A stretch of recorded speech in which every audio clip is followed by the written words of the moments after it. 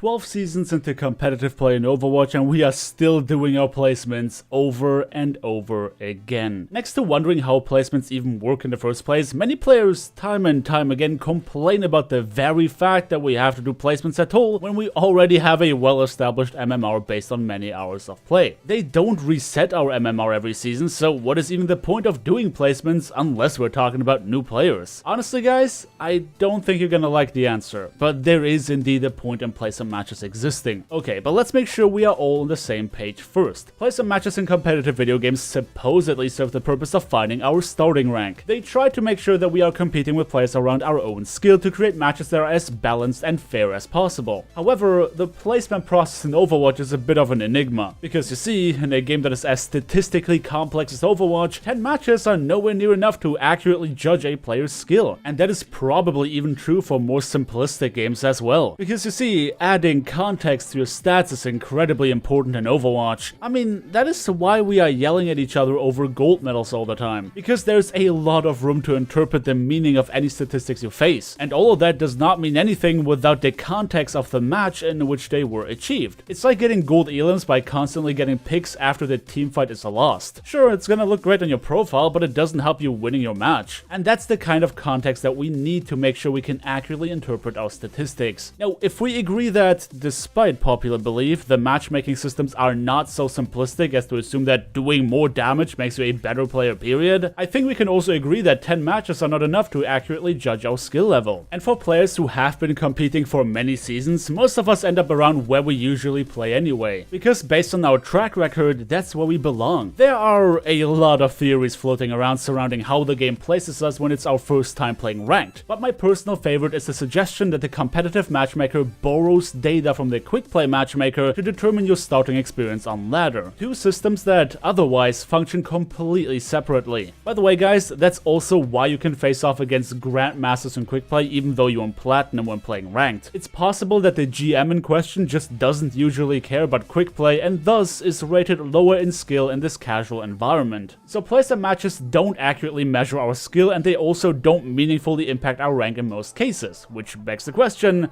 what's the point then? And to answer that question, we need to put ourselves in the shoes of a developer. Much like in our discussion surrounding incentives in video games and why they are so important, the placement process serves the purpose of keeping player retention high. Player retention simply means that we keep coming back to play the game for longer periods of time, because in games that function as live services, it is important to keep our retention as high as possible. It is obviously not like a single player game where we beat it and we're done, unless we are into speedrunning or new game plussing or whatever. There are upfront costs associated with any video game, but live services have ongoing development, maintenance, and server costs to add as well. So the longer the developers manage to keep us playing, the higher the chance of us spending money on the in-game store to cover all these ongoing costs. Now, if you look at the placement process as a retention tool, it starts to make a bit more sense. Our competitive seasons are so short because it gives us a feeling of reset, the illusion of a new start, even though not much is really changing. And for any of you guys who are familiar with the Skinner box principle surrounding loot boxes, you might already get an idea for how placement matches can affect us in a similar way, because dopamine is released in our brains not at the time of receiving a reward, but at the time of anticipating it. You know, dopamine is the stuff our brain releases to make us feel really good about a decision we just made, to put it simply. And as much as we might refer to this principle when talking about loot boxes and the like, it applies to so many more things, because not only loot boxes were designed to be exciting before revealing its contents. When we look at the game presenting us with our win-loss ratio before finally revealing our starting rank for the new season, it does not matter if we end up angry about placing a bit lower or not, because in that moment we have already received our dopamine kick, and that is where the developers win. Because as much as most of us know that placement matches don't mean anything, a lot of players are still getting excited or nervous about it. And if we want to play on ladder, we have no choice but to participate in it. They make us play through the most exciting but also the most anxiety-inducing part of competitive play over and over again, and this is what keeps a lot of players coming back. Don't believe me? Even the developers themselves have confirmed that they shortened the length of competitive seasons because they've witnessed a drop in retention midway through. So we implemented, when